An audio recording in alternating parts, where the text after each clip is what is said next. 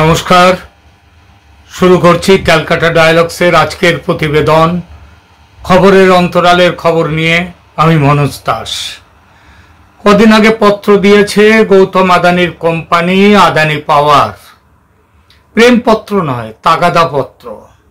টাকা শোধ করো।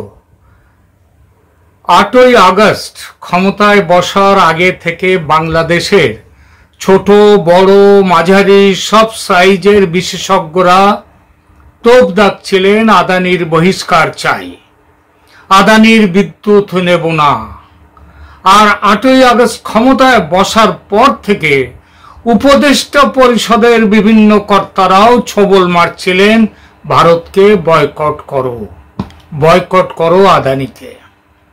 আদানি হাত জোড় করেনি, হাত জোড় করে বলেওনি বাবারা তোমরা পয়সা না দিলে যে না খেয়ে মরবো, এভাবে মেরো না।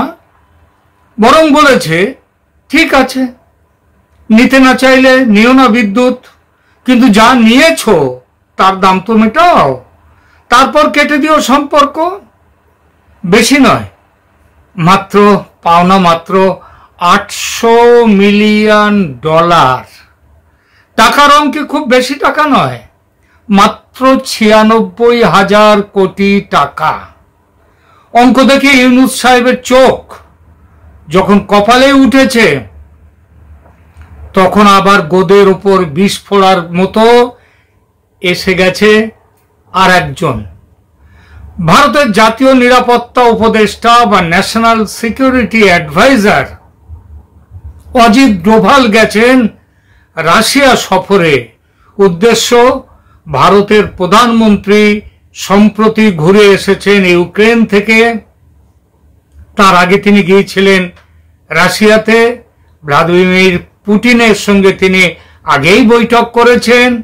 আর এরপরে তিনি গেছেন ইউক্রেনে, সেখানে গিয়ে বৈঠক করেছেন ইউক্রেনের রাষ্ট্রপতি ভলোদিমির জেলেনস্কির সঙ্গে। রাশিয়ার সঙ্গে ইউক্রেনের বেশ কয়েক মাস ধরে চলা, বছরের উপরে চলা যুদ্ধ থামাবার বিষয়ে কথা বলেছেন নরেন্দ্র মোদী। কি কথা হয়েছে সেটা সবিস্তারে রাশিয়ার প্রেসিডেন্টকে বলার জন্য তিনি গিয়েছেন। একটু দেখে নিন আমাদের সেই অজিত ডোভাল সাহেবের সেই ভিডিওটি একটু।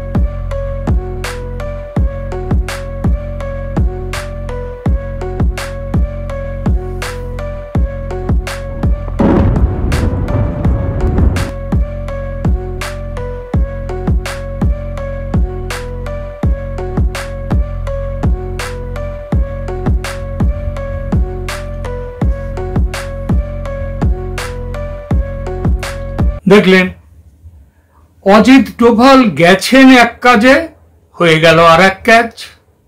ঠিক এই সময় রাশিয়া আবার প্রেমপত্র পাঠালো বাংলাদেশের সরকারকে। এই প্রেমপত্রটিতেও আসলে রয়েছে তাগাদা, টাকা দাও। বেশি নয়, মাত্র $630 মিলিয়ন। টাকার হিসেবে প্রায় 76,000 কোটি টাকা, এবং তা শোধ করতে হবে 15ই সেপ্টেম্বরের মধ্যে নতুন টাকা ছেপে, বাংলাদেশি টাকা ছেপে যে সেই দেনা মেটাবেন সে উপায় নেই। মেটাতে হবে আমেরিকার ডলারে কিংবা চীনের মুদ্রা ইউয়ানে। 15 তারিখের মধ্যে মেটাতে না পারলে সুদের উপরে সুদ, তার উপরে সুদ, তার উপরে আবার একেবারে চক্রবৃদ্ধি হারে চাকা ঘুরতেই থাকবে। আদানির কাছে দেনা কেন, সে ব্যাপারে বাংলাদেশে অনেকেই মোটামুটি থিসিস বা গবেষণাপত্র লিখে ফেলেছেন ইতিমধ্যে। কিন্তু ভারতের ব্যাপারে এত গবেষণা হয়েছে ওখানে যে স্বয়ং ভারতও নিজের সম্পর্কে জানে না অনেক কথা। এই চ্যানেলে আমরা সে বিষয়ে প্রতিবেদন পেশ করেছি। তাই আজ আদানির পাওনা নিয়ে কিছু বলবো না, আজ বলবো রাশিয়ার পাওনা নিয়ে। এই পাওনা কোন খাতে, কিসের জন্যে? রূপপুর পারমাণবিক বিদ্যুৎ কেন্দ্র তৈরি হচ্ছে, আপনারা জানেন। ঢাকা থেকে 87 মাইল পশ্চিমে পদ্মা নদীর তীরে ঈশ্বরদী উপজেলার রূপপুরে 2.4 গিগাওয়াট ক্ষমতা বিশিষ্ট পারমাণবিক বিদ্যুৎ কেন্দ্রটি নির্মিত হচ্ছে। এটি হবে দেশের প্রথম পারমাণবিক বিদ্যুৎ কেন্দ্র। এর 2টি ইউনিট থাকবে। 2টি ইউনিটের মধ্যে প্রথমটির কাজ শুরু করার কথা 2029 সালে। এটি তৈরি হচ্ছে, এই বিদ্যুৎ কেন্দ্রটি তৈরি হচ্ছে Russian Rosatom state atomic energy corporation, তারা করছে এটার নির্মাণ। মূল নির্মাণ সময়ের মধ্যে রাশিয়ার 2500 বিশেষজ্ঞ সহ মোট কর্মচারী এখানে 12,500 জন। এটি চালু হলে দেশের প্রায় 15% বিদ্যুতের উৎপাদন হবে এখান থেকে। রুশ কর্তৃপক্ষ একটি চিঠিতে বাংলাদেশকে 15ই সেপ্টেম্বরের মধ্যে, আজকে 13 তারিখ, আর 2 দিনের মধ্যে রূপপুর পারমাণবিক বিদ্যুৎ কেন্দ্রের জন্য ঋণের বকেয়া সুদ এবং বর্তমান সুদ, শুধু সুদ, আসল নয়, এটা 2 মিলিয়ে $630 মিলিয়ন পরিশোধ করতে বলেছে।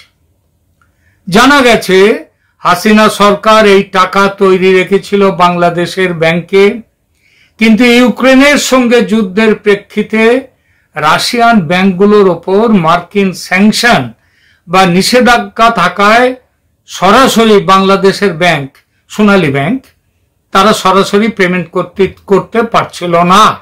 বাংলাদেশ সরকারও তা পারছিলেন না, তখন শেখ হাসিনা ক্ষমতায় ছিলেন।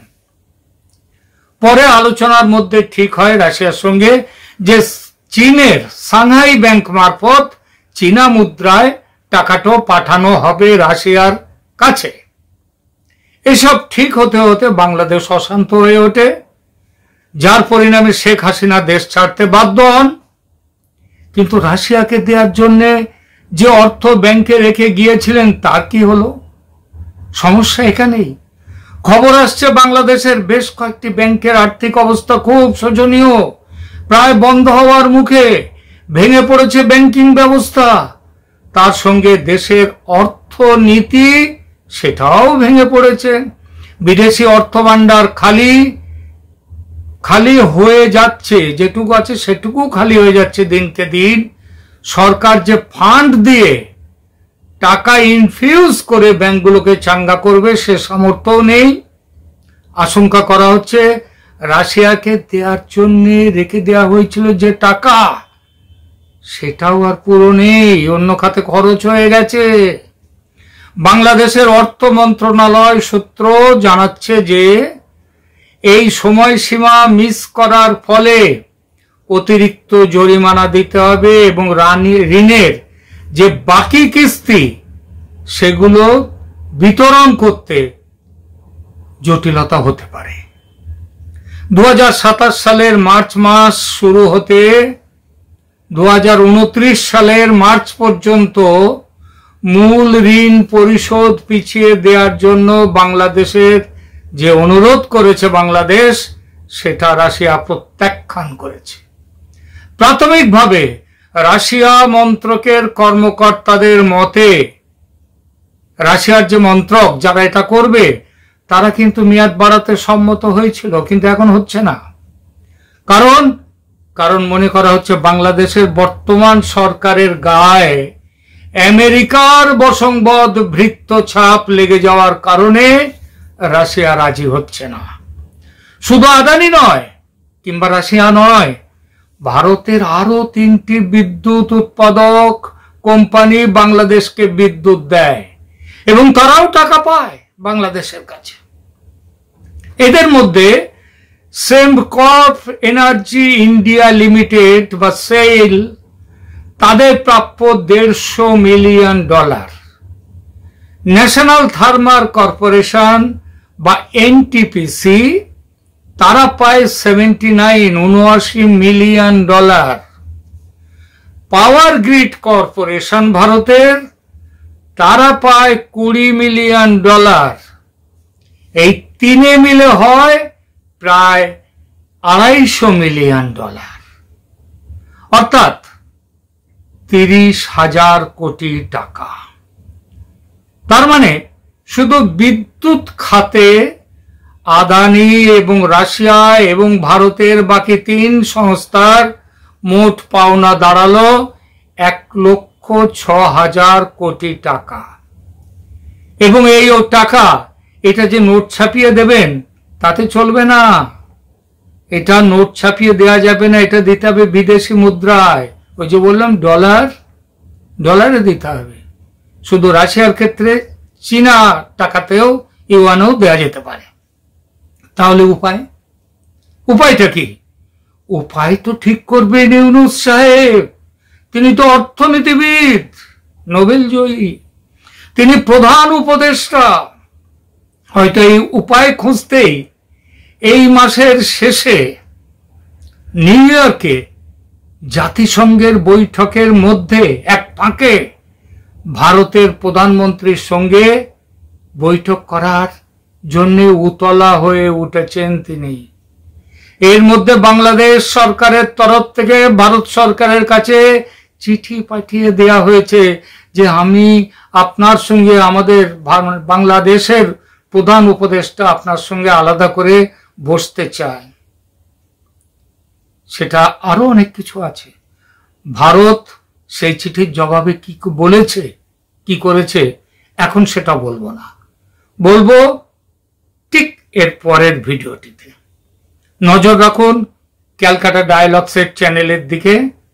নজর রাখার সুবিধা হবে যদি আমাদের প্রতিবেদনের প্রিমিয়ার নোটিফিকেশন আগে ভাগে পৌঁছে যায় আপনার কাছে, তাহলে আপনার নোটিফিকেশন পেতে অসুবিধা হবে না। এই সুবিধা পাওয়ার জন্য এখনই সাবস্ক্রাইব করুন আমার চ্যানেল ক্যালকাটা ডায়ালগস। আজ এখানেই শেষ করছি। শেষের আগে একবার মনে করিয়ে দিই, সর্বশ্রেষ্ঠ বাঙালি, সর্বকালের সর্বশ্রেষ্ঠ বাঙালি, এই যে সমীক্ষাটি আমরা করছি তাতে প্রচুর মানুষ তাদের পছন্দের তালিকা আমাদের কাছে পাঠিয়ে দিচ্ছেন। আপনি যদি এখনো না পাঠিয়ে থাকেন সেটা অবিলম্বে পাঠিয়ে দিন। কিছুই না, খুবই সহজ। আপনার মতে শ্রেষ্ঠ বাঙালি সর্বকালের কে, পছন্দের ক্রম অনুসারে 5 জন সেরা বাঙালির নাম পরপর লিখে কমেন্ট সেকশনে পোস্ট করে দিন। এছাড়াও ক্যালকাটা ডায়ালগস manoj@gmail.com এই ইমেল অ্যাড্রেসেও আপনি পাঠাতে পারেন আপনার পছন্দ। আজ এই মুহূর্তে তাহলে এই পর্যন্ত। ধন্যবাদ।